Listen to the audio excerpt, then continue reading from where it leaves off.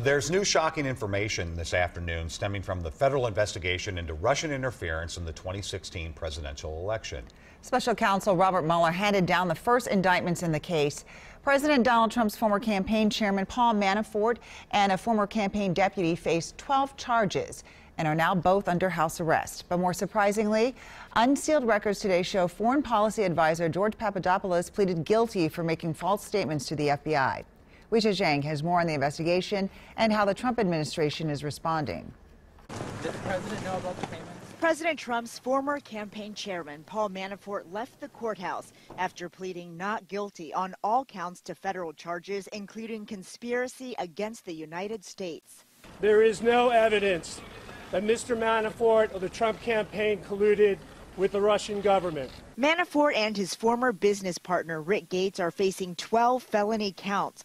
The indictment alleges Manafort and Gates hid their work as agents of the Ukrainian government and covered up millions of dollars in offshore accounts. President Trump reacted on Twitter, saying this is years ago, before Paul Manafort was part of the Trump campaign, and added there is no collusion. Special counsel Robert Mueller's team also revealed today a guilty plea from a former Trump campaign advisor.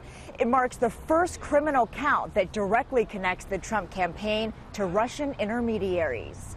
In a plea deal, George Papadopoulos, who worked on the campaign as a foreign policy advisor, admitted to lying to federal agents about his dealings with several Russians who offered dirt on Mr. Trump's rival, Hillary Clinton. According to his plea agreement, at one point in time, he told campaign officials about his contacts with Russians, and someone, it's not identified in the indictment, but someone wrote back to him in an email, "Great work." It has nothing to do with the activities of the campaign. It has to do with his failure to tell the truth. The White House says it expects the special counsel's investigation to wrap up soon.